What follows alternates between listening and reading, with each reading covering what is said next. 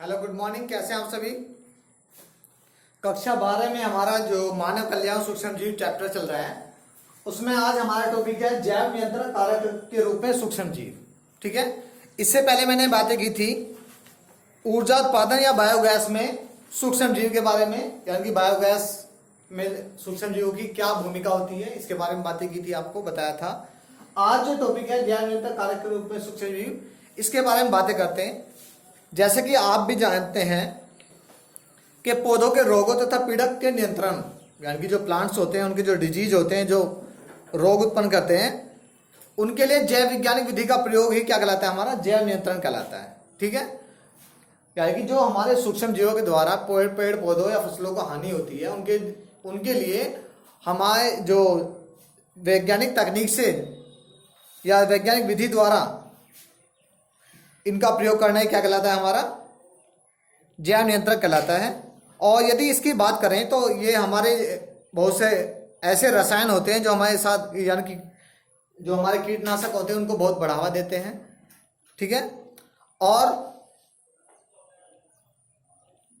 ये रसायन मनुष्य तथा जीव जंतुओं के लिए अत्यंत विषैले और हानिकारक सिद्ध होते हैं। ये पर्यावरण को प्रदूषित करते हैं तथा फसलों, सब्जियों और फसलों पर भी हानिकारक प्रभाव डालते हैं। खरपतवार नाशियों का प्रयोग खरपतवार को हटाने में किया जाता है। यह हमारी मृदा को भी दूषित करते हैं। अब बात करें जैव पीड़क नाशियों की, बात करें नीड्स ऑफ बायो पेस्टिसाइड, जो हमारे पेस्टिसाइड्स होते हैं, कि इनकी आवश्यकता कहाँ कहाँ पड़ती है या किस कारण इनको हमें यूज करना पड़ता है। ठीक है। तो हमारा जो जैव पीड़क नाशियों की आवश्यकता की बात करें तो पहला पॉइंट है हमारा खरपतवार नाशी।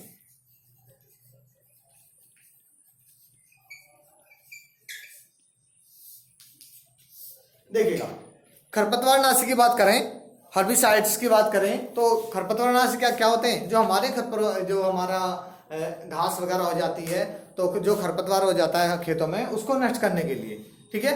होता क्या, देखिए इसमें इसका उपयोग खेतों में उगने वाली अवांछित पौधे, अवांछित जो हमारे बोए, तो हमने सपोज करा हमने बोया तो धान है, और धान के साथ साथ कोई और प्लांट भी उसमें खेत में हो रहे हैं, तो हम क्या करते हैं, उसको खरपतवार बोल देते हैं कि ये एक्स्ट्रा प्लांट से इनको निकाल दिया जाए, जिससे फसल पर कोई प्रभाव ना पड़े। ठीक है।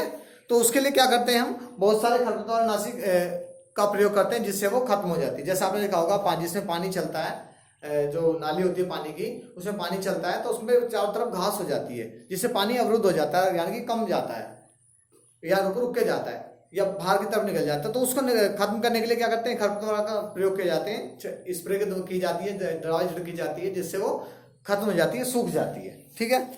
आगे देखा कीटनाशी। तो कीटनाशी में क्या होता है, कीट वर्ग के न्यूनगंड के होता है, यानी कि जो बहुत सारे कीट्स ऐसे होते हैं जो हमारी फसलों को खा जाते हैं और बहुत ही अधिक मात्रा में नुकसान करते हैं, जिससे दूसरे नंबर पर कीटनाशी।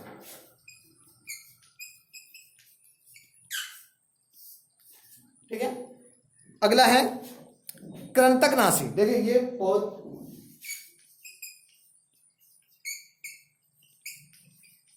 कृंतकनाशी।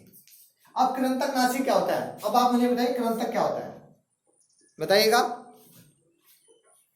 कृंतक, देखिए कृंतक जो होता है बेटा, कि कृंतकनाशी, कृंतक जो होता है, जो हमारे टीथ होते हैं, आपको पता होगा कि जो हमारे परमानेंट टीथ होते हैं वो 4 प्रकार के होते हैं। ठीक है। 4 प्रकार में पहले होते हैं कृंतक, दूसरे होते हैं रद्नक, तीसरे होते हैं अग्रचवर्णक और नंबर 4 होते हैं चवर्णक।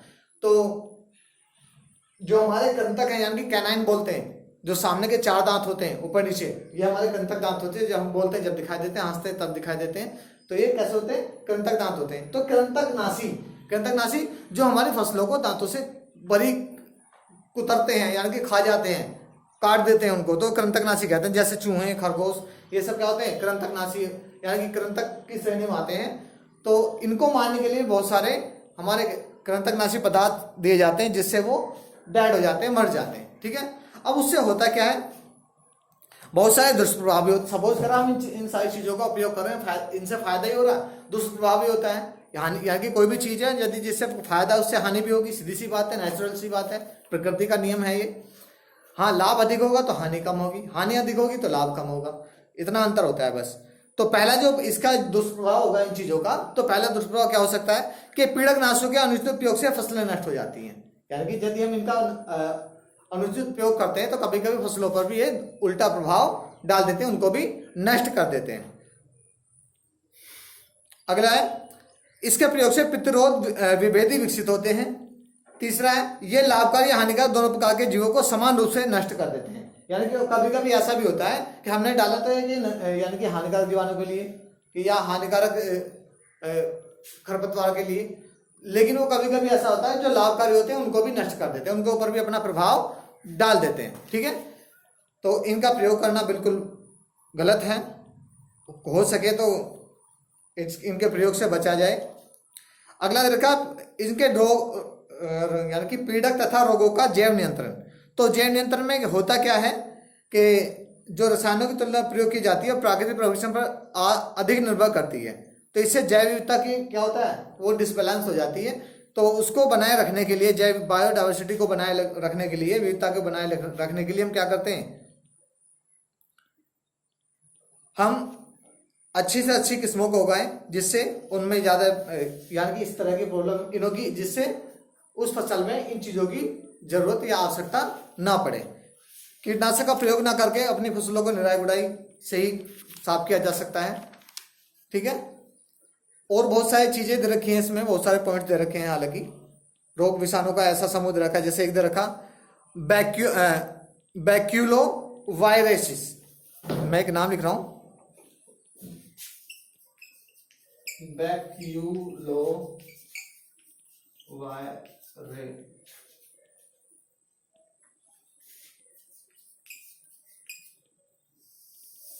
बैक्यूलोवायरसिस। ये क्या होता है, ये विषाणु का ऐसा समूह होता है जो कीटों तथा आर्थ्रोपोडों पर हमला करता है। यानी कि जो कीट्स होते हैं और जो आर्थ्रोपोडन्स होते हैं उन पे क्या करता है, उन पे हमला करता है, यानी कि उनको नष्ट कर देता है। ठीक है, और बहुत सारी चीजें हैं, कुछ फंगस के होते हैं जो फंगस को यानी कि खत्म कर देते हैं। नेक्स्ट टॉपिक हमारा जैव उर्वरक के रूप में सूक्ष्मजीव, यानी कि ये तो था हमारे जैव नियंत्रक के कारक के रूप में। अगला टॉपिक है क्या, जैव उर्वरक के रूप में।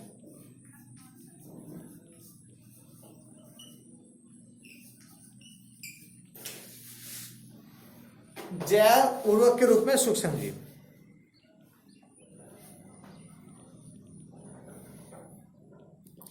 देखिए, आज की डेट में कोई भी किसान ये चाहता है कि मेरे खेत में फसल सबसे अच्छी हो।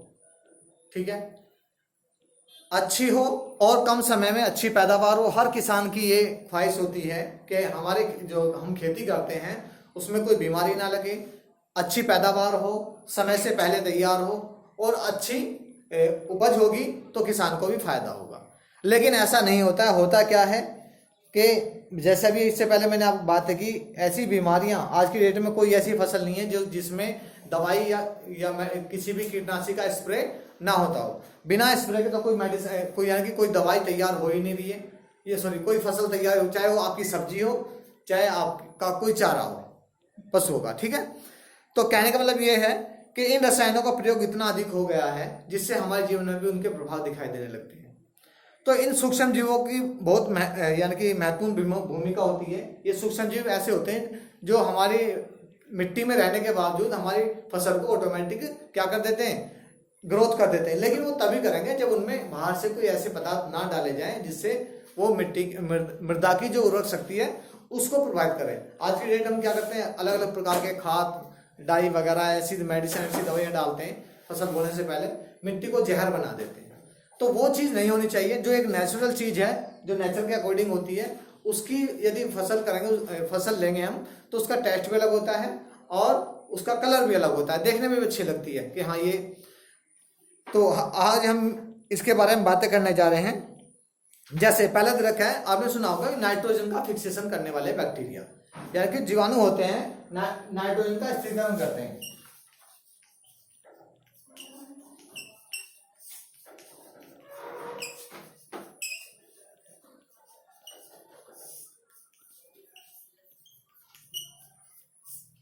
नाइट्रोजन का स्थिरीकरण करने वाले जीवाणु होते हैं जो क्या काम करते हैं, यानी कि वायुमंडल की नाइट्रोजन को नाइट्रेट में कन्वर्ट करके उसे पौधों के लिए देते हैं। ठीक है, तो होता क्या है इसमें, आपने देखा होगा कि कभी कभी बहुत से किसान क्या करते हैं, अपने खेत में वो ढांचा बो देते हैं या कुछ अरहर वगैरह मूंग वगैरह बो देते हैं, उसको फिर हरी ही जुतवा देते हैं। या जितनी भी हमारी दलहनी फसलें हैं, यदि आपसे बात की जाए, जितनी भी हमारी दलहनी फसलें हैं तो उनकी जड़ों में नाइट्रोजन के फिक्सेशन करने वाले बैक्टीरिया अधिक मिलते हैं। ठीक है, जैसे फॉर एग्जांपल आपने देखा होगा कि किसी किसान ने यदि मटर बोई है और मटर बोने में उसने हरी मटर को तोड़वा के मार्केट में यानी कि बेच दिया है, तो उसका जो शाखा होगी वो पूरा जो प्लांट उसका फल तो गया है मार्केट में, यानी कि फली तो गई है बस, लेकिन पूरा जो प्लांट होगा तो खेत में होता है ना, तो उसको ना तो पशुओं के लिए चारा बनाते हैं, उसको क्या करते हैं खेत में ही जोत देते हैं। क्यों? वो बोलते हैं कि इसकी हरी खाद लग गई है। वो हरी खाद नहीं लगती है, उसकी जड़ों में नाइट्रोजन का फिक्सेशन करने वाले बैक्टीरिया पाए जाते हैं जो मिट्टी की उर्वरक शक्ति को बढ़ा देते हैं। इसलिए जो खेत की मिट्टी की जो उपज है वो अधिक बढ़ जाती है। ठीक है, आगे बात करें यदि हम, जैसे राइजोबियम जीवाणु होता है, जैसे राइजोबियम, यह क्या होता है? एक सहजीवी जीवाणु होता है। सहजीवी का मतलब आप जानते हैं कि यह लेग्यूमिनेसी कुल के पौधों की जड़ों में पाया जाता है और वायुमंडलीय नाइट्रोजन को स्थिरीकरण कर कार्बनिक अणुओं में रूपांतरित कर देता है, जिससे पादप पोषकों के रूप में उपयोग कर लेते हैं, जिसके बारे में मैंने अभी बात की। राइजोबियम जीवाणु होता है।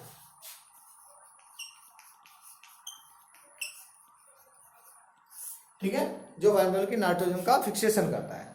ठीक है, अगला पॉइंट है मृतक जीवी नाइट्रोजन स्थिरीकरण जीवाणु, सॉरी मुक्त जीवी नाइट्रोजन स्थिरीकरण जीवाणु।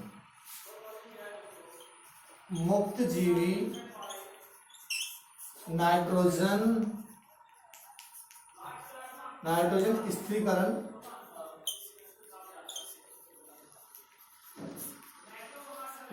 जीवाणु। देखिए, ये जीवाणु मृदा में स्वतंत्र रूप से रहते हैं और नाइट्रोजन का स्थिरीकरण करते हैं, जो पौधों के लिए उर्वरक की तरह प्रयोग में ली जाती है। इसमें जीवाणु मुख्य भूमिका निभाते हैं, जैसे एजोस्पाइरलियम, एजेटोबैक्टर, नाइट्रोबैक्टर और नाइट्रोसोमोनास। ये क्या होते हैं? मुक्त नाइट्रोजन जीवाणु होते हैं।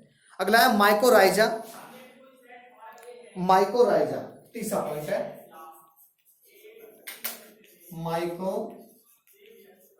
माइकोराइजा।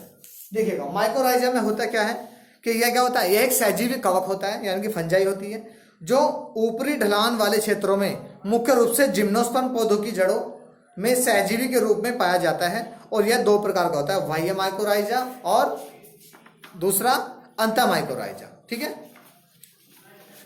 इससे अगला पॉइंट है साइनोबैक्टीरिया।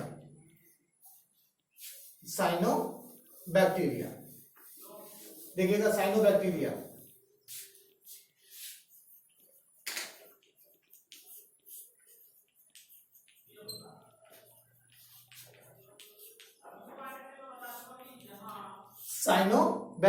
इसको बोलते हैं ब्लू ग्रीन एल्गी, यानी कि नीले हरे शैवाल।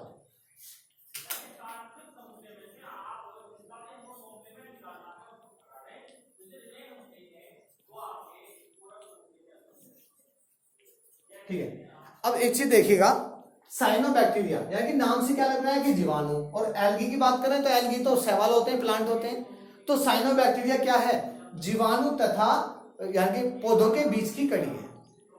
साइनोबैक्टीरिया क्या है? जीवाणु तथा पौधों के बीच की कड़ी है। मैंने इससे पहले आपको कभी बताया होगा कि बीच की कड़ी होती है, जैसे जंतु तथा पौधों के बीच की कड़ी क्या होती है? युगलीना। और सजीव तथा निर्जीव के बीच की कड़ी होती है विषाणु, यानी कि वायरस होते हैं। पक्षी तथा सरीसृप के बीच की कड़ी होती है आर्कियोप्टेरिक्स होती है।